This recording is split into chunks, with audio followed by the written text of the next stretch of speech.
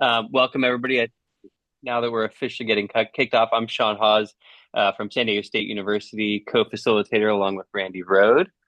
Thrilled to have you with us this month for our February meetup with two different presentations, but related.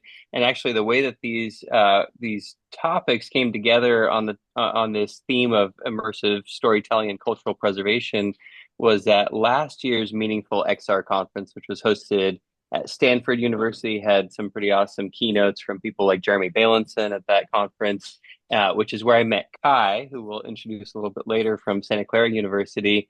And we realized from one of the presentations from Kai and a doctoral student that they were doing very similar work around this cultural storytelling at Santa Clara as we are at San Diego State. So direct result of that conference is this collaboration here that we're sharing today. So I wanted to put a plug in for this year's Meaningful XR conference, which if you're tracking the kind of listserv from Educause, you'll have seen this about a week and a half ago.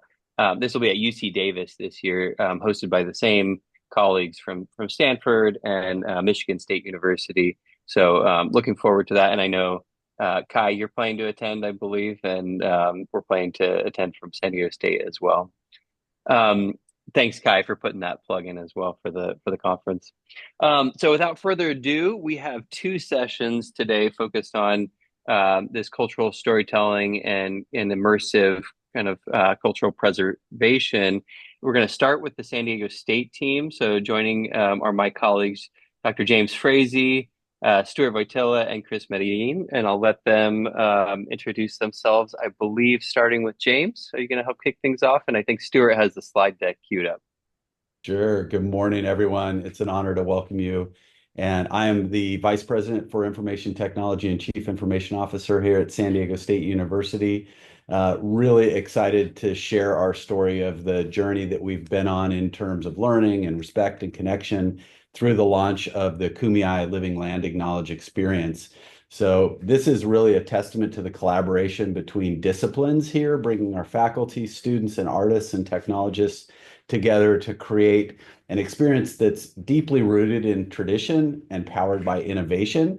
This is, as Stuart will tell you, Stuart's one of our faculty fellows. We have fellowships that we provide to faculty at each of our colleges. They each have a particular specialization. Stuart will tell you more about his, but it's really about storytelling. And through this fusion of art and storytelling and immersive technology, we're not only acknowledging our Kumeyaay people and their stewardship of the land here in San Diego since time immemorial, but we're also inviting all who visit our campus to engage in truly a lived experience of history and culture and respect. So I'm not going to say any more except thank you. Thank you, Stuart. Thank you, Chris. Excited to hear more from you all today.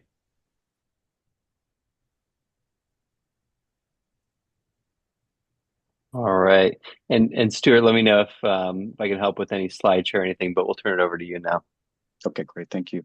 I'm Stuart Wojtyla, and professor, lecturer at School of Theater, Television, and Film. I'm a proud member of the San Diego State community for over 25 years. And the I am, although you can see my background, maybe you can see that one of our sculptures, our most recent one we've installed. And let me just try to get this. There we go. Can we all see the slides now? There we go. Yeah, looks good.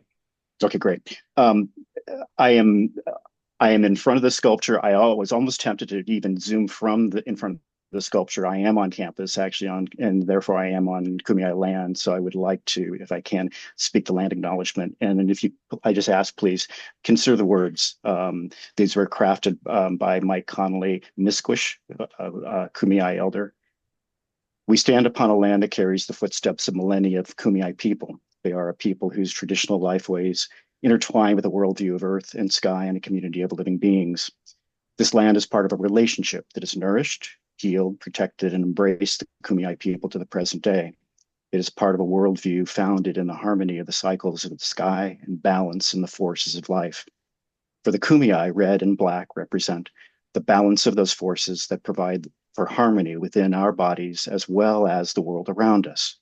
as students, faculty, staff, and alumni of San Diego State University, we acknowledge this legacy from the Kumeyaay.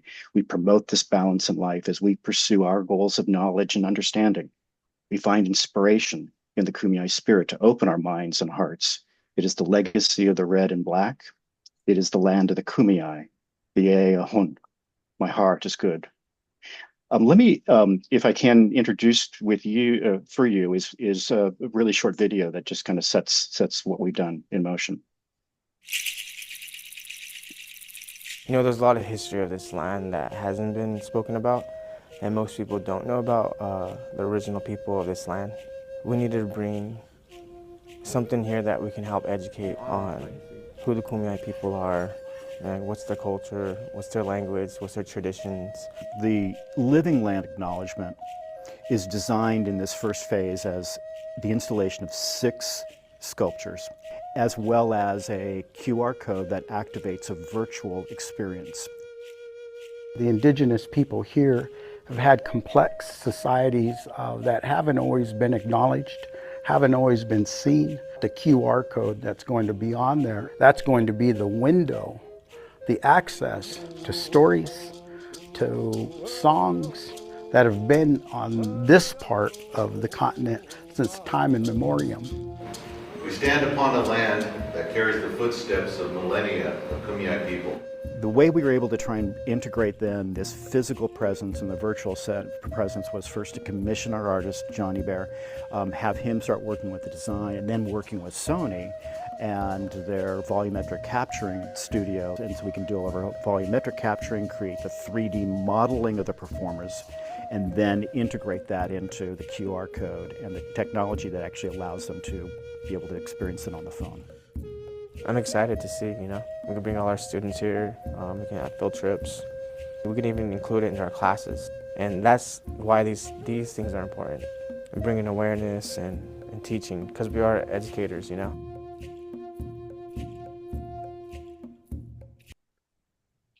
So I'm going to stop sharing for a minute. I wanted to give the space for Chris. I also wanted to kind of give you a heads up is that you will be able to activate these on your smartphone right now. So if you want to have that available, you can do that.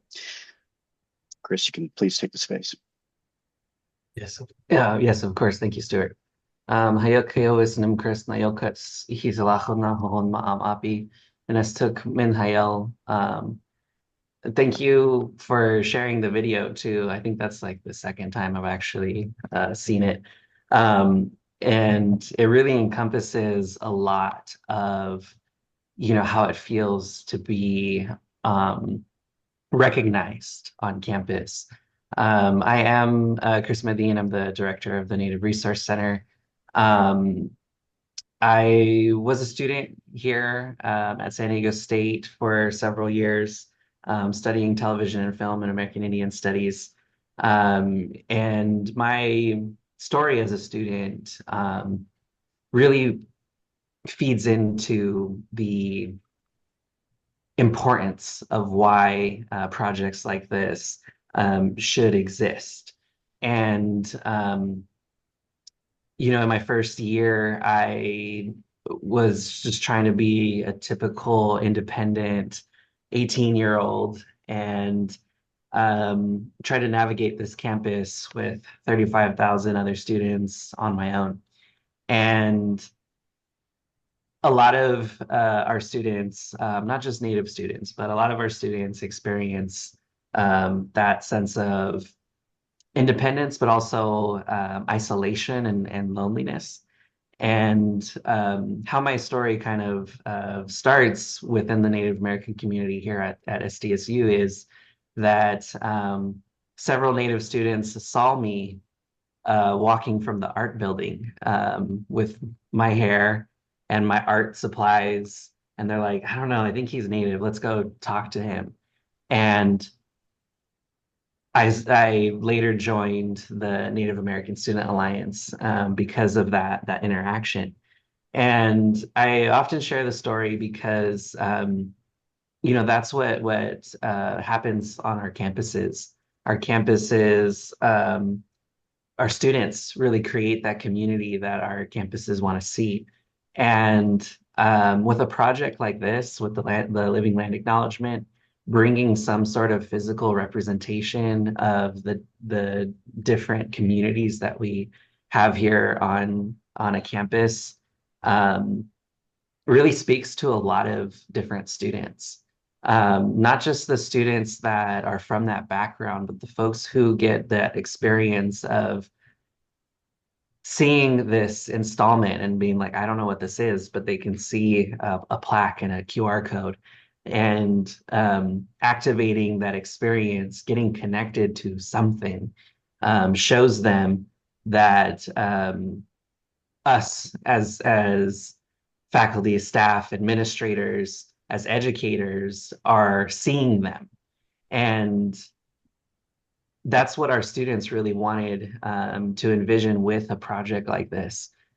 Something visually appealing that reminds the community of our commitment to all of our campus communities, but also to be seen, to be heard, to also not have to explain all of this history, to talk about the land acknowledgement on their own, to feel like they have to champion that by themselves.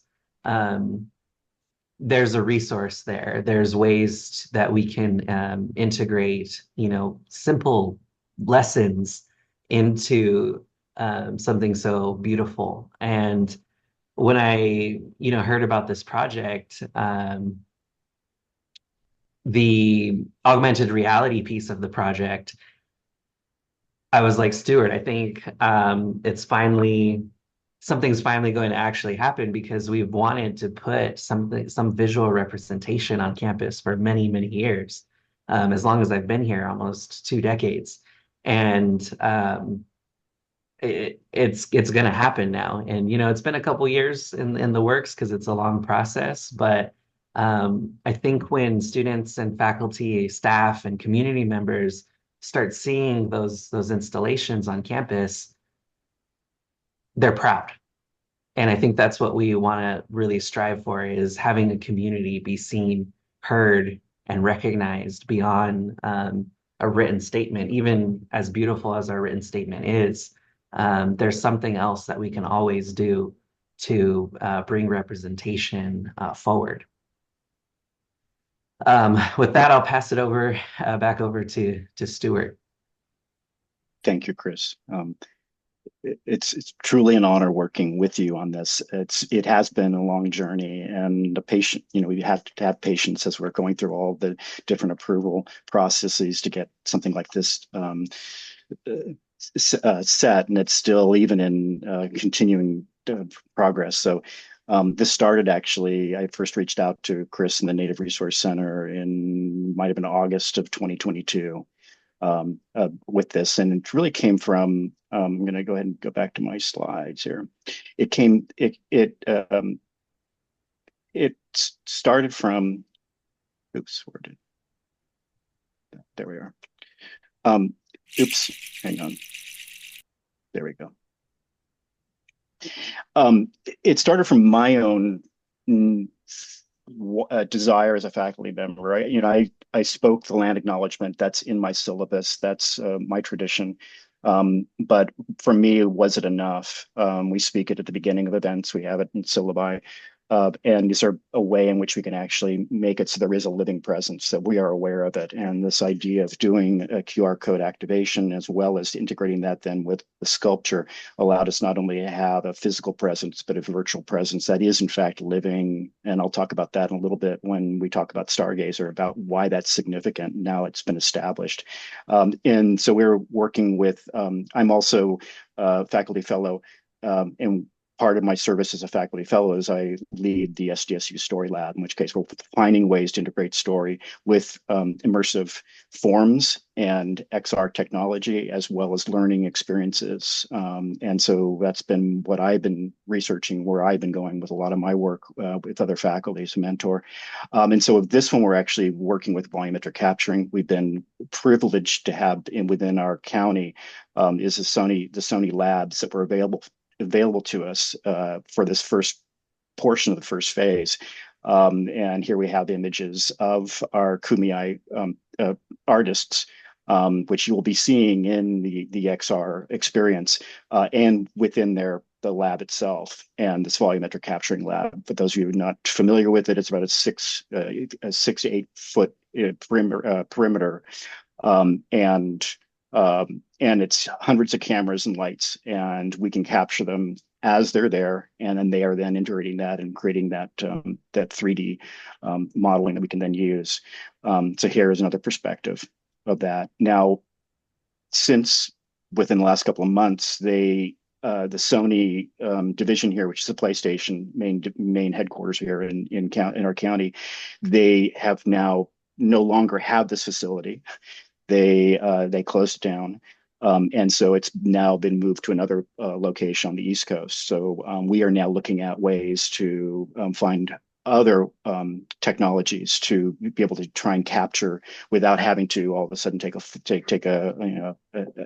plan a flight to Florida or Montreal to do the capturing. It was proposed initially. First phase was 6. And the locations were very significant. The locations were designated by Kumeyaay elders, the Native Resource Center, Kumeyaay identifying students deciding what will be significant in terms of location, as well as the heavy traffic. They wanted presence, and so we had to have a process of approval for sculptures. And so I had to go to the campus development committee with our architect with the plan. We needed funding to make sure that we could present it before we can actually go forward with that. And so with the Division of Student Affairs and Campus Diversity, as well as the partnership with ITS, we were able to have the funding to allow us to be able to go to the architect and the team for approval. That also took time. There was some interesting, I'll address one of the sculptures that actually took a little bit more time, a little more research, but part of it was making sure the sculptures are in fact safe, so that if children wanted to climb on them, that they wouldn't cut their fingers, because we were using aluminum mixed media that Johnny Bear Contreras was using and is a master of. So this is the first sculpture, Stargazer. It was, so I said, September 22. This was finally installed on March 18th, 2024. So just last year or spring. And here's the QR code. You can go ahead and activate that now.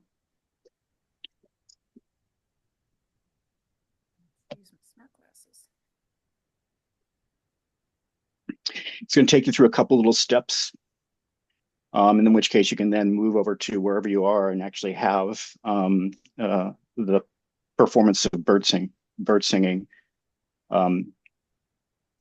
with Blue Eagle Visual and his daughter, Lovely Visual. So I'm going to go to the next slide.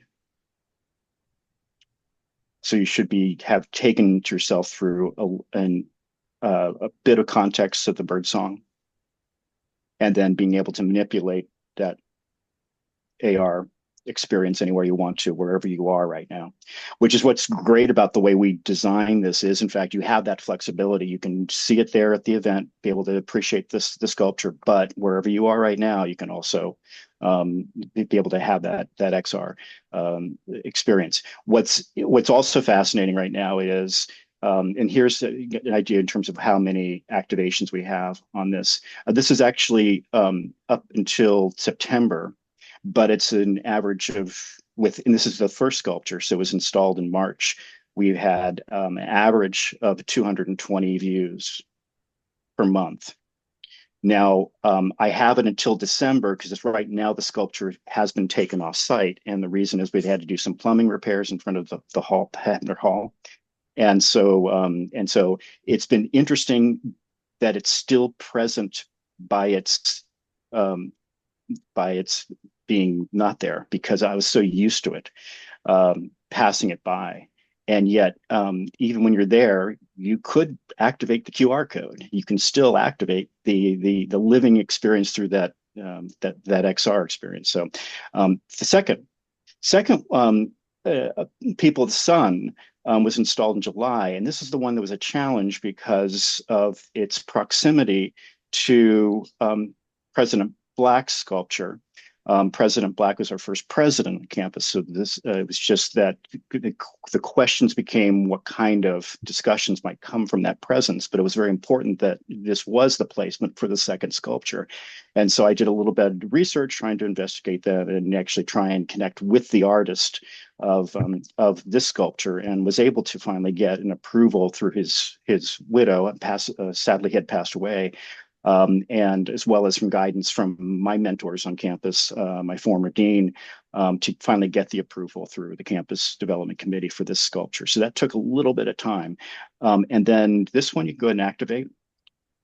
This is you will actually have Mike Connolly Misquish, again, the one who created the land acknowledgement. He's going to actually introduce the initiative.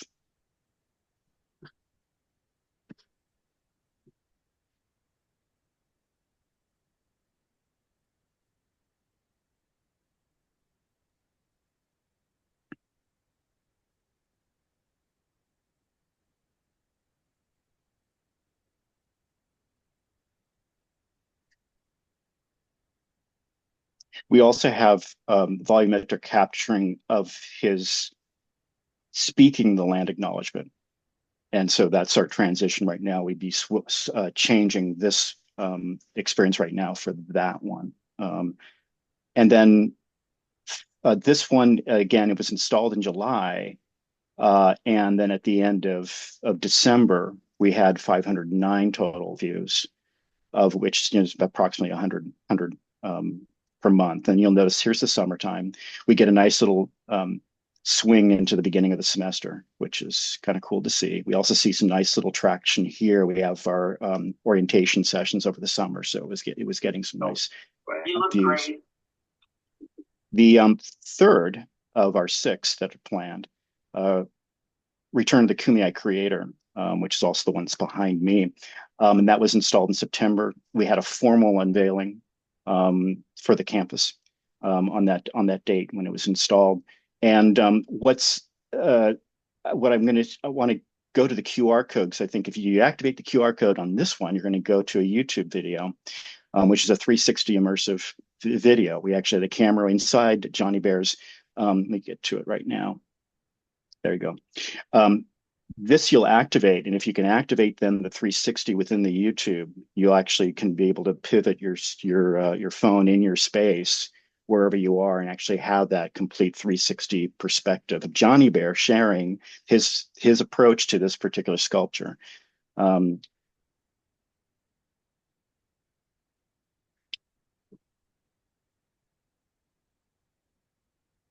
I'll just mention that it looks like you need to open it with the YouTube app on if you're using a mobile device rather than the browser experience. And Terry, I'll just mention we need to transition to Santa Clara as soon as you're ready to wrap up. But please go ahead and wrap up. Yeah, I'm wrapping up right now. Thank you.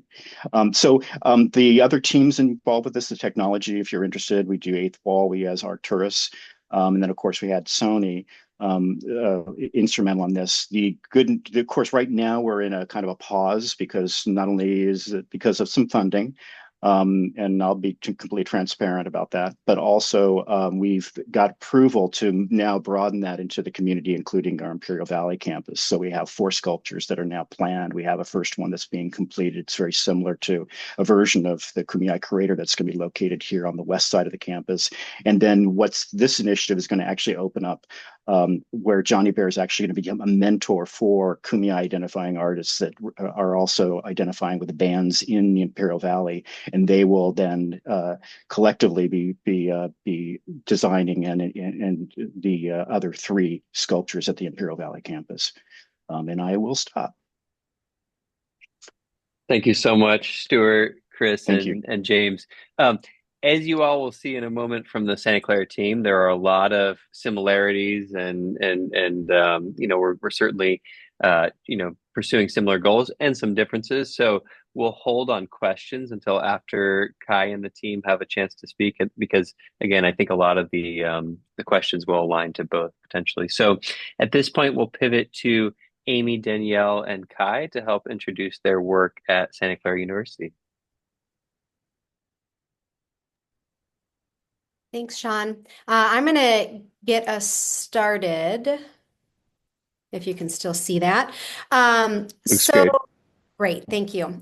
So thank you so much for inviting us here to share about this project, the Tamian Ohlone Augmented Reality Tour that we have been working on in collaboration with Muwekma Ohlone tribal members.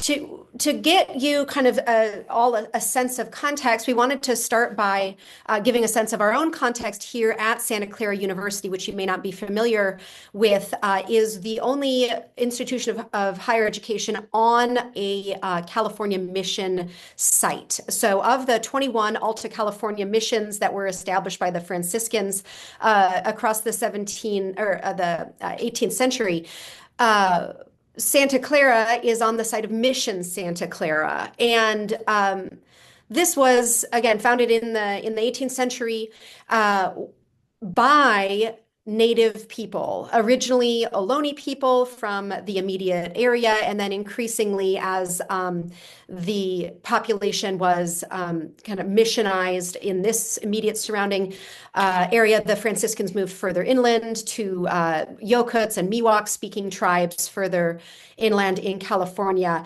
Total, there are 7,600 Native people, more than that amount, who perished at the missions, who are buried at this mission.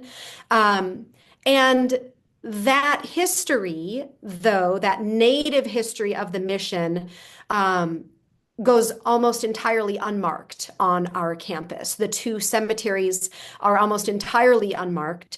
When Native people are talked about in relation to the missions, which are massively popular tourist attractions that attract hundreds of thousands of visitors to this site annually, including fourth graders who come to learn about mission history, and the story of mission history that they're told really obfuscates the crucial role of Native life and labor, survival and death that is the story of the missions. So over here on the right, or on the left, you see a kind of representation of the vague language that's often used around campus on official memorials and markers, referring to Native populations as dwellers.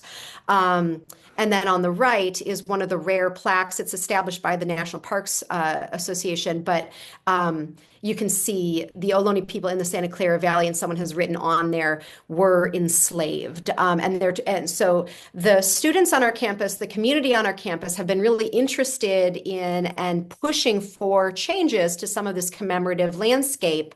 And that's really what our project responds to. We think about it from its beginning as a public memory project, a project that examines the environment, the landscape around us, and tries to intervene in that discursive erasure that is being enacted through these memorials and through the built environment. Because that public memory has really significant impacts for our tribal partners who do not currently have federal recognition.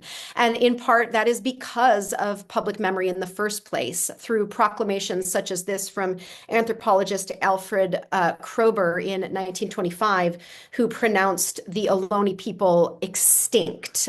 This is one sentence. It's referred to as this extinction sentence by the tribe today. So through claims like these, through the removal of the tribe from federal registers, they have struggled now for 40 years to get federal recognition back. And so this is the ongoing legacy of missionization that is enacted through, again, discursive erasure, public remembrance kinds of discourses that allow colonial populations, settler populations, to forget that the Ohlone are still here today, and they are still trying to get federal recognition reinstated. They are still confronting the kind of realities of that historical historical narrative. So we really came at it through this historical narrative originally. A lot of these conversations on our campus began through the Ohlone History Working Group, was one kind of formulation of the relationships that we, as individual faculty members, as individual staff members, had been experiencing, partnerships, relationships with tribal members. We had a major redesign of our museum on campus. The Des Cesar Museum has a permanent exhibit dedicated to California history that was revised around 2018 to represent California stories instead of histories. And so we're making this movement similar to the project that you just heard about, of moving out of this kind of historical framework and into this public memory, living memory kind of framework of asserting Ohlone continuance and presence as an extension of acknowledging that history, right? So this Ohlone History Working Group report that came out in 2022 talks about specific historical markers that are perpetuating this damage, this narrative of erasure.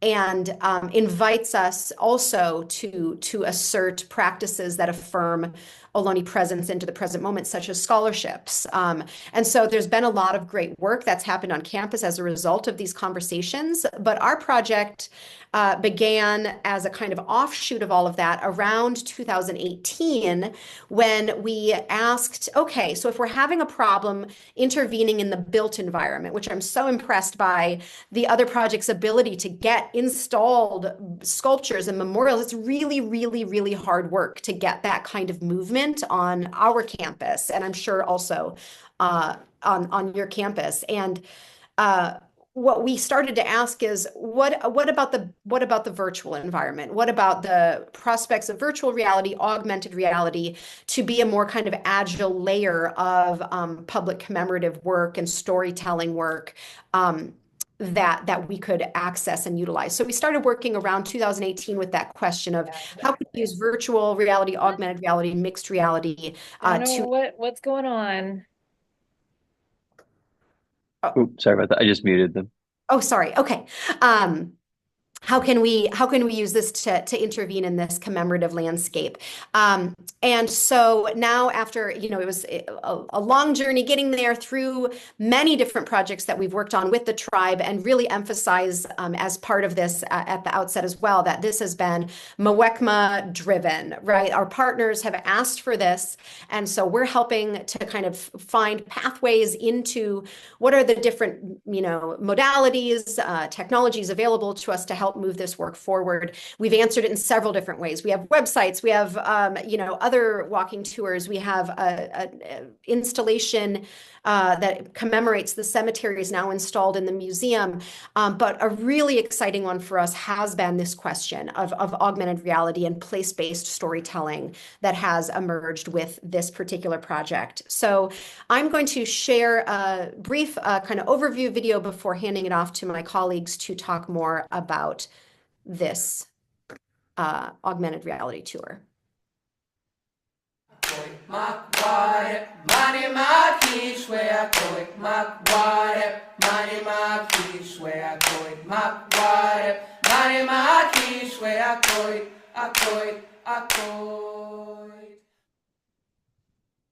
Several Santa Clara University departments partnered with Ohlone tribes once native to the land this campus is on to bring their stories to life with the use of augmented reality on cell phones. For thousands of years, our ancestors called Thamian home. The Thamian Ohlone AR tour transforms the SCU campus back to what it was thousands of years ago. 3 stops on the tour were launched Monday, but soon visitors will be able to scan QR codes across campus to learn the stories that these tribe members want people to never forget.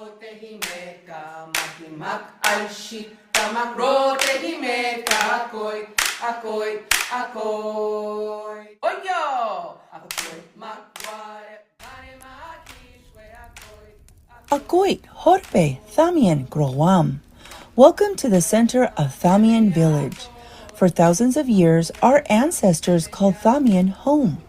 Once an oak woodland with year-round water sources, this village likely had 300 to 500 native inhabitants. Our people were forced to work long hours plowing fields, digging irrigation ditches, slaughtering cattle, and constructing mission buildings, all to keep the mission system running. Some tribal members also held leadership positions as intermediaries between the Native Californians and the Franciscan clergy. In recent years, our tribe collectively renamed the Mission Santa Clara cemeteries in our ancestral Chochenyo language. In order to honor our ancestors buried here, the new name means where the Clareño Indians are buried. This cemetery holds the remains of approximately 2,400 indigenous people out of the total 7,600 native individuals who are listed in the mission's burial records. Every year, this location right here, the St. Ignatius Lawn, becomes a vibrant hub for the powwow at Santa Clara University, featuring traditional food, music, and dance. Listen carefully, and you can hear a sacred healing song in our Chochenyo language, as it was sung by Jose Guzman, our Ohlone ancestor, and recorded on a wax cylinder back in the 1930s.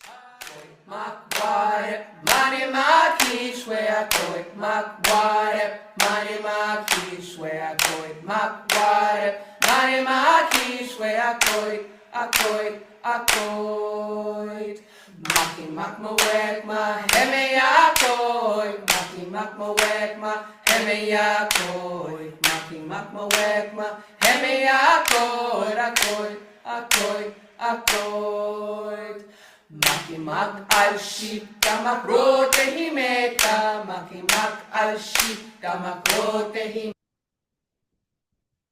So I'll turn it over to Danielle or Kai, whoever is next.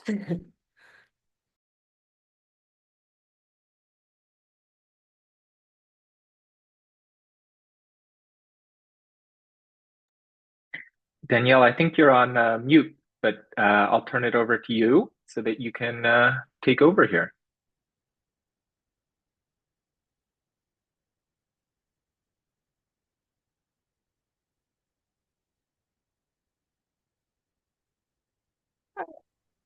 So I wanted to talk about the impact in three main areas. We have the social impact, the educational impact, and our research impact. The first and possibly most important, I don't know, they're all pretty important, area of impact is the social impact. So working with our Muwekma Ohlone collaborators, primarily we've been working with Gloria Gomez and Monica Arellano, and they have been sort of the tribal leaders, tribal elders that we have been working with. But we've also been working a lot with tribal youth, which has been very exciting, working with Isabella Amne Gomez, her sister Gigi Corme Gomez, and Lucas Toyeste Arellano to design different stops and create things that are resonant and really what the tribe would like to see represented as part of their culture. So that has been very important. We also have, as you may have noticed in all of those photos, a rather large interdisciplinary team. So we have the 4 faculty that you see here. 3 of us are able to make it today. Unfortunately, our colleague Lee in anthropology was unable to make it, but you can also see this is our current team of students. You also see photos of our past team of students, and it's a big effort and a big lift, but everybody is getting so much out of this collaboration. Building the relationships with the Ohlone leaders and the Ohlone youth has been incredibly powerful for our students. Currently, we have these bi-weekly co-design sessions, particularly with Lucas and Gigi, to create a stop that they are really instrumental in designing about a native game, the game of staves, that they played as kids and they play now, and it really represents kind of so much of being Ohlone to them. And it's really exciting for the students to be part of that too, and to like feel that excitement and see how much this means to the tribal youth. We currently have 5 stops launched, which is very exciting. It's kind of an iterative process. We're trying to add 2 stops per year. I'm going to skip the video for time reasons. But from the numbers here, we've got 5 stories actually now told. I need to update this, with 4 TV news stations covering our beta launch. And we had 331 visits on Indigenous Peoples Day. I'm not sure where we are at this point, but in September, we had around 8,500. We check in periodically on that, and it's interesting to see that every time we have an event, so we time our launches to coincide with Indigenous Peoples Day in the fall, and with our powwow, the powwow that is held on campus in May. And there's always a big boom in views when that happens. So that's always exciting. Educationally, we are making a lot of impact on these students. They are all getting a chance to do real meaningful work, learn different aspects of production of an AR tour, which is exciting to them. We have people from English, art, anthropology, computer science and engineering, and mechanical engineering, I think, as well. We have a lot of people. Oh, marketing. We have marketing as well. So we have a lot of people on this. And it's making a big difference to the students too. I know a lot of people are probably feeling this after the pandemic. The students are having a hard time making friends and creating meaningful connections. And this has been so wonderful to see this as kind of a side benefit of this amazing project, is these students are learning how to make friends and be in the world again. And it's really wonderful. So here we have some shots of Tiffany preparing for the launch, scanning the fountain, and Native youth and students working with Muwekma Ohlone leaders, taking a look at some of the records on campus. And we're also trying to broaden that reach. We met with the De Sase Museum docents to try and incorporate the tour into their tours. So our XR tour, AR tour being part of the museum tour that they give, the 4th grade mission tours that are given to hundreds of children. And just trying to also bring Ohlone and Muwekma Ohlone members to the campus and experience something that is relevant and meaningful to them. Research-wise, we're using a lot of really fun and innovative co-design methods, presenting and publishing about it. So publication at the CHI conference in 2024, AWE, and 2 students presented at the conference as well, in addition. So lots of really exciting work.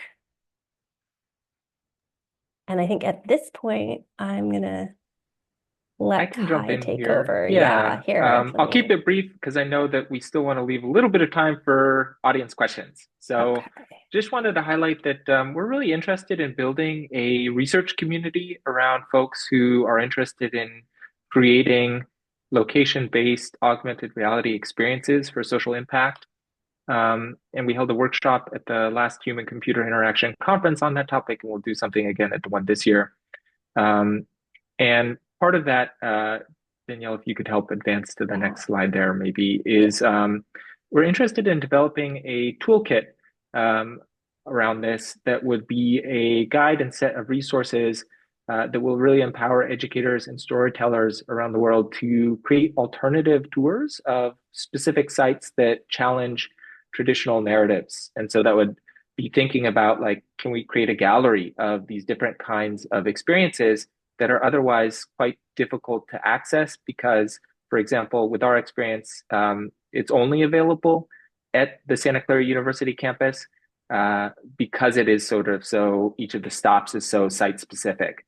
But we want people who don't have the opportunity to come also to be able to see at least videos or other archival material about it so that it might inspire some of their own work. Also sharing some of the co-design methods like creating a giant map, which we can use as canvas of our campus as one approach to this kind of design, as well as some code snippets and other technical things that we've worked out in working with actually Niantic's lightship for our visual positioning system. So I'll leave it there, and we'd love to hear feedback or questions from the audience. Thank you, Kai, Amy, and Danielle. That was fantastic. And I love the idea of the toolkit. I think that's a perfect segue to dive in to the Q&A here, because again, seeing that synergy between what our campuses are doing and a lot of the work we at San Diego State were kind of figuring it out as we went. And then when we connected, I said, "Oh, you're using eighth wall and you have these same challenges." So had we been connected early on and had a toolkit, it would have been much easier and maybe brought that 2-year timeline down a little bit. But yeah, let's open it up for questions, comments from the community.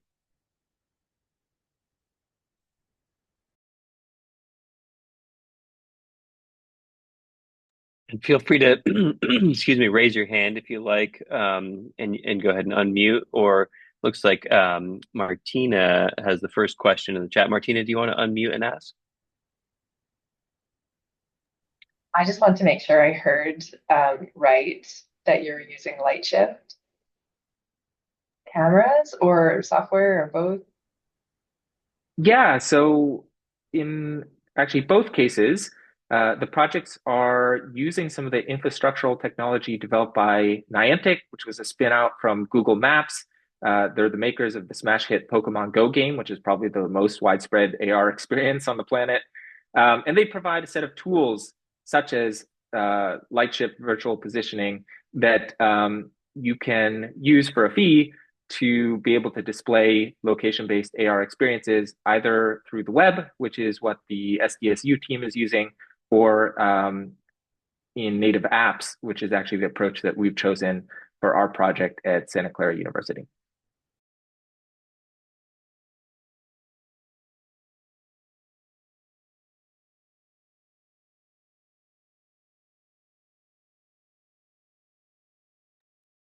Other questions?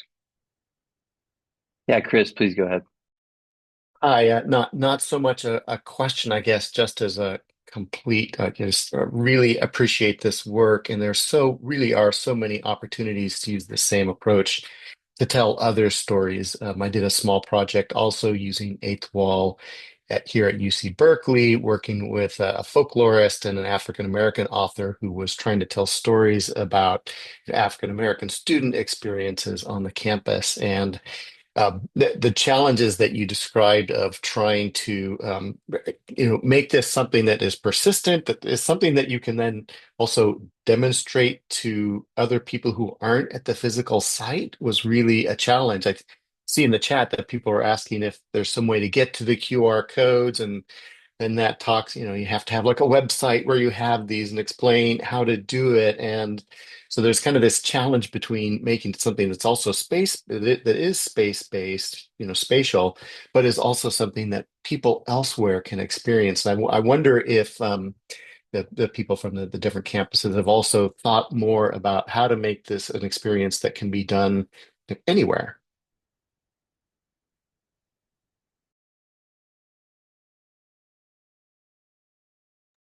Yeah, Kai and team, do you have any thoughts on that yet in terms of making it available kind of beyond campus itself? We have thought a little bit about, is there potentially, for example, a virtual reality experience that could have different affordances? I think at some point we'd explored the idea of a golden eagle, which is one of the birds of spiritual significance for the Ohlone tribe, swooping into the campus and giving you kind of a bird's eye view. At the same time, we've also, found that this kind of location-based augmented reality experience has some nice affordances as well, in that we can really create this rich interaction between what you see in the physical world and the digital overlays of augmented reality that are specific to that location. And so it somewhat limits the audience, of course, because it is the requirement that you need to be physically present. But I think it makes the experience that you do have when you're there very powerful as well. Could I add in one other point too? We have, with the kind of limitations in terms of how much information anyone wants to access at a given site, talked about supplementary web resources where someone could go deeper, and those would certainly be accessible by anyone. So thinking about how those speak to each other and help us to meet that broader need for folks who aren't able to be on site as well. And Stuart, I know we've been doing a lot of work with perspective taking and virtual reality and 360 video. Any ideas come to mind? I know you shared the third example, which was inside of Johnny Bear's studio, which I think could be a really nice example of bringing people to other places. But any other thoughts come to mind? No, it's just that I think for me, I've been doing some exploration really with the Apple Vision Pro, and some of the narratives they're doing and building there, and I'm realizing, yeah, we can be doing them in with linear editing essentially, and it isn't disorienting, at least with that apparatus. So I'm just looking at some new ways in which we can actually now integrate more flexibility in the mixed media, if you will. Love that. David, go ahead.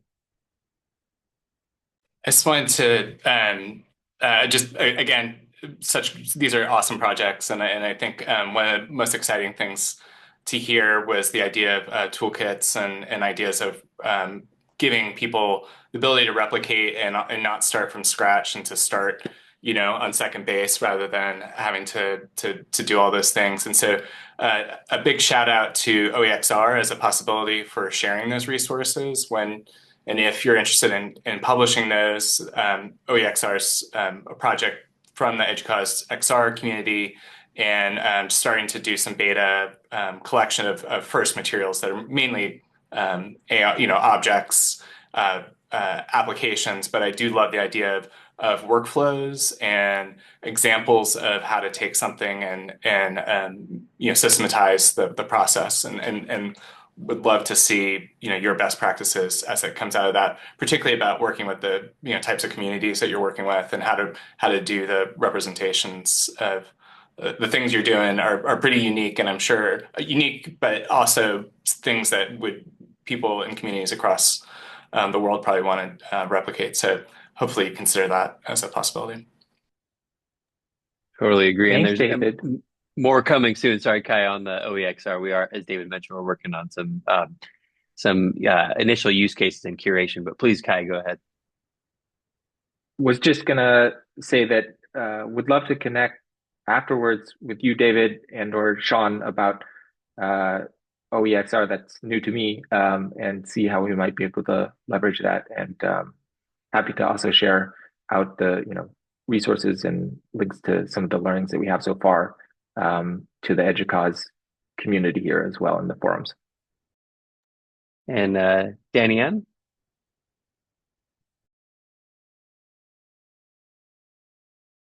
Oh, I think you're muted. Sorry. All First good. meeting, awesome projects. I wanted to piggyback on what David said. I'm at Montclair State University, and I'm working on a report for our provost. And what we're interested in is how could institutions that are further along maybe support and help the practice of emerging research institutions, folks that don't have as many resources. And so this toolkit approach seems, starting, as you said, on second base, seems really exciting. So I can't wait to connect our folks who are doing a Lenape Mellon project on public memory with the folks that I met here today. Thank you. Great question and suggestion.